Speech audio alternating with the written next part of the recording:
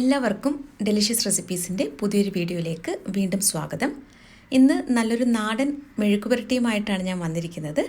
പപ്പായ മെഴുക്കുപുരട്ടിയാണ് തയ്യാറാക്കുന്നത്. അപ്പോൾ അതിന് വേണ്ടിയിട്ട് ഞാനിവിടെ ഒരു പപ്പായയാണ് എടുത്തിരിക്കുന്നത്. ഇനി ഇതിൻ്റെ തൊലിയൊക്കെ കളഞ്ഞിട്ട് അതിനുള്ളിലെ കുരുവൊക്കെ നീക്കം ചെയ്ത് ചെറുതായിട്ട് ഒന്ന് കട്ട് ചെയ്തെടുത്ത് വെച്ചിട്ടുണ്ട്. ഇതിപ്പോൾ ഏകദേശം 2 കപ്പുണ്ട്. ഇനി ഇതിലേക്ക് ഞാൻ 1/4 ടീസ്പൂൺ മഞ്ഞൾപ്പൊടിയാണ് ചേർക്കുന്നത്. ആവശ്യത്തിനുള്ള ഉപ്പും കൂടി ചേർക്കാം.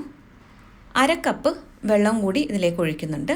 ഇനി നമുക്കിതൊന്ന് വേവിച്ചെടുക്കണം.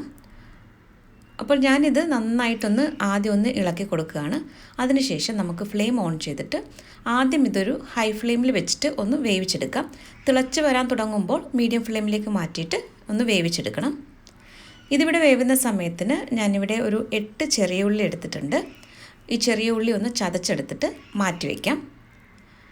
ഈ പപ്പായ ഇടയ്ക്കൊന്ന് തുറന്നിട്ട് ഇളക്കി കൊടുക്കാനായിട്ട് മറക്കരുത്. കുറച്ച് വെള്ളമാണ് നമ്മൾ ഇതിലേക്ക് ഒഴിച്ചിട്ടുള്ളത്. അപ്പോൾ അതുകൊണ്ട് തന്നെ ഒന്ന് തുറന്നിട്ട് ഇളക്കി കൊടുത്ത ശേഷം വീണ്ടും ഞാനിത് അടച്ച് വെച്ച് മീഡിയം ഫ്ലെയിമിൽ വെച്ച് വേവിച്ചെടുക്കുകയാണ്. ഇനി നമുക്കൊന്ന് തുറന്ന് നോക്കാം. ഇപ്പോൾ ഇവിടെ വെള്ളമൊക്കെ പാകത്തിന് നന്നായിട്ട് വറ്റിയിട്ടുണ്ട്.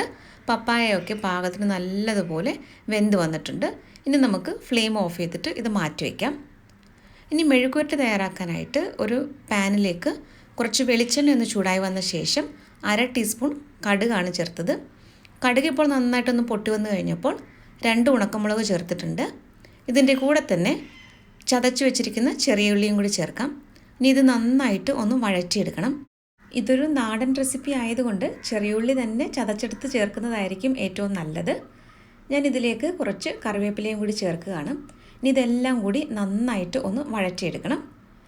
ഇപ്പോൾ ഇതെല്ലാം ഒന്ന് വഴന്ന് വന്നിട്ടുണ്ട്. ഇനി ഇതിലേക്കൊരു 1/4 ടീസ്പൂൺ കാശ്മീരി മുളക് പൊടിയാണ് ഞാൻ ചേർത്തിട്ടുള്ളത്. ഈ കാശ്മീരി മുളക് പൊടി ചേർക്കുമ്പോൾ നല്ലൊരു കളറുണ്ടാകും, എന്നാൽ എരിവ് കൂടുതലുണ്ടാവുകയില്ല.